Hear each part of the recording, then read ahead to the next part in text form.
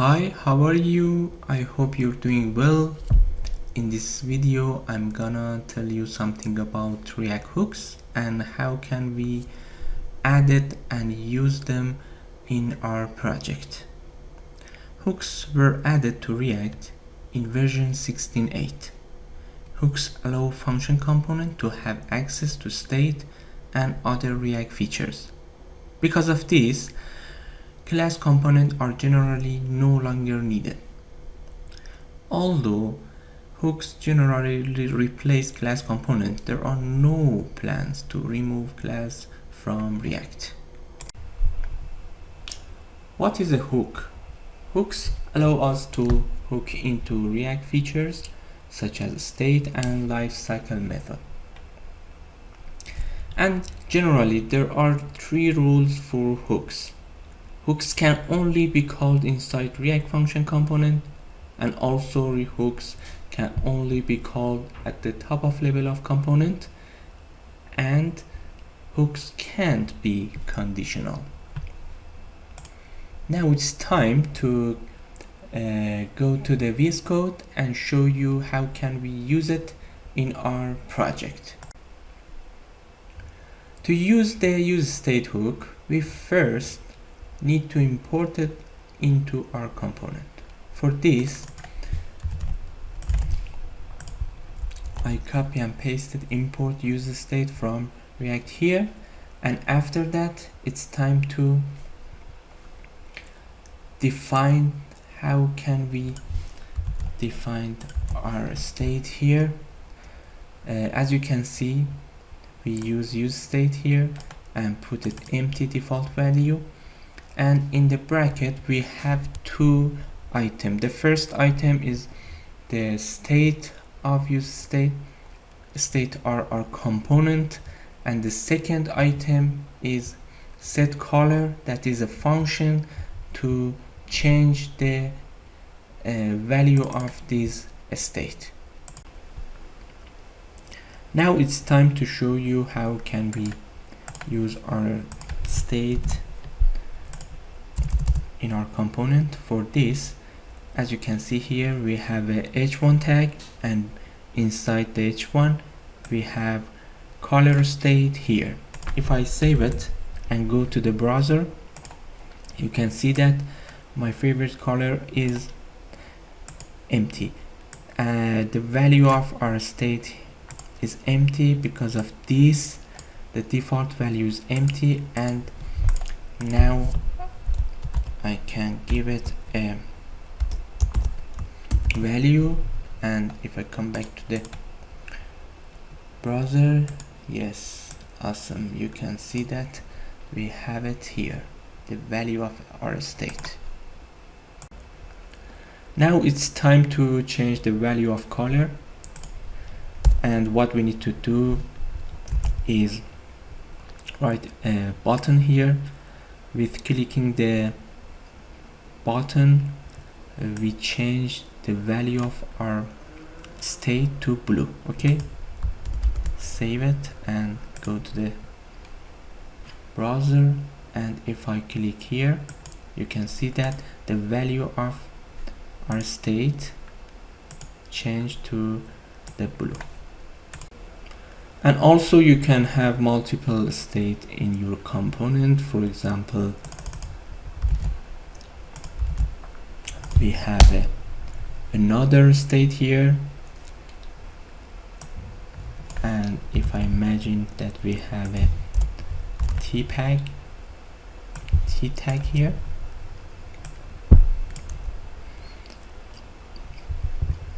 if I save it, go to the component, and yes, you can see that the value of state here 1964. And the next thing that I wanted to tell you is we also can use object here instead of define multiple state in our component. For showing them, let me replace this our code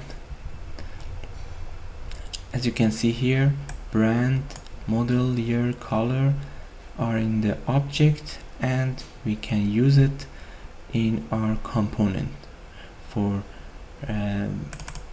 write car and dot, and after that we can say that we can use our color, model, year from inside the p tag. If I go back to the browser, you can see that this is a red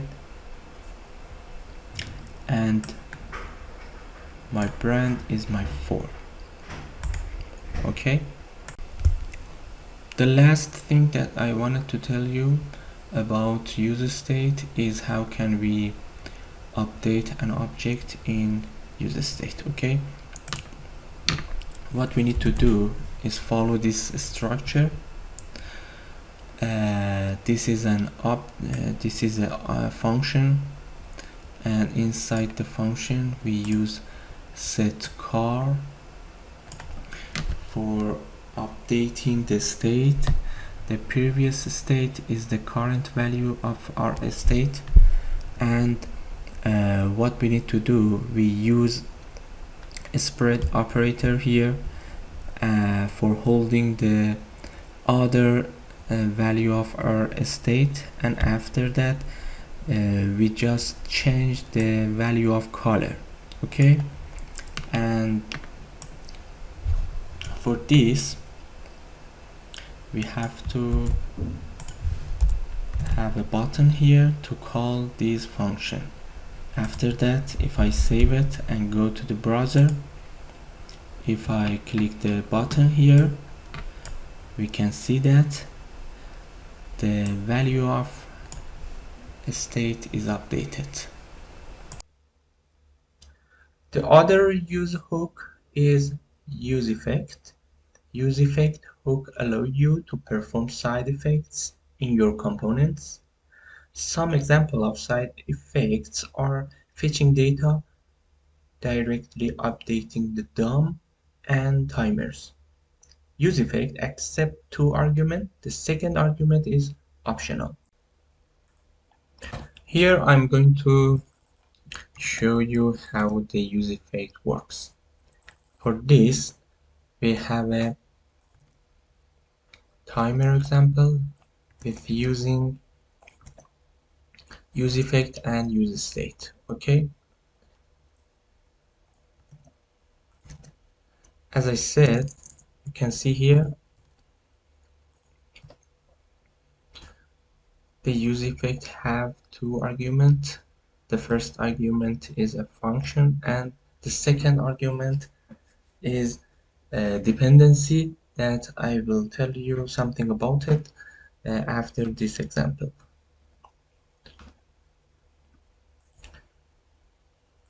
I save the code and go to the browser,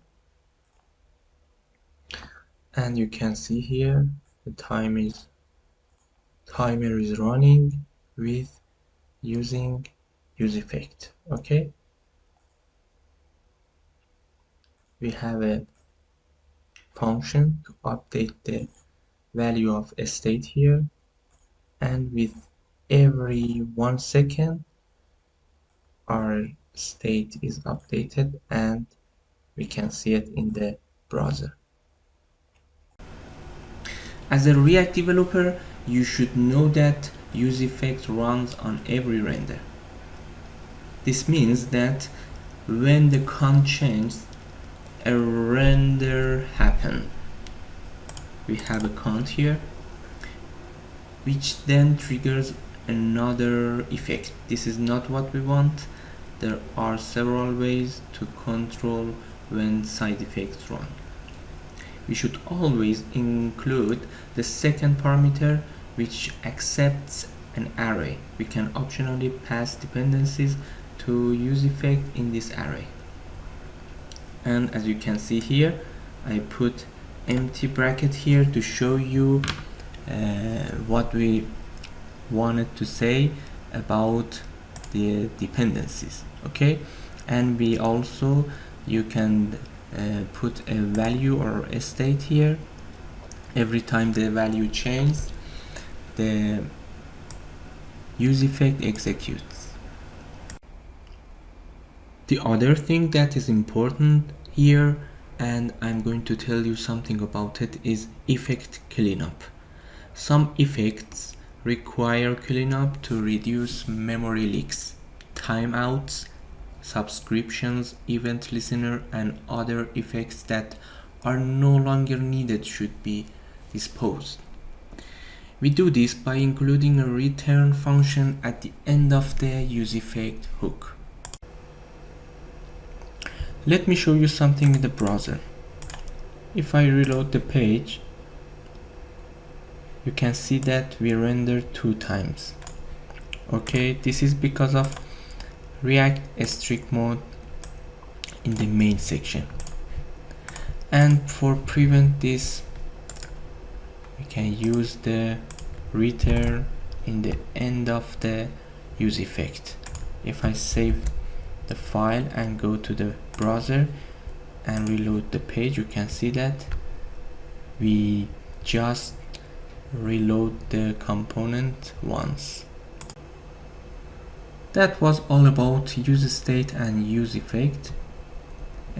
If you have any question about these React hooks, you can leave a comment, and after that I immediately answer them.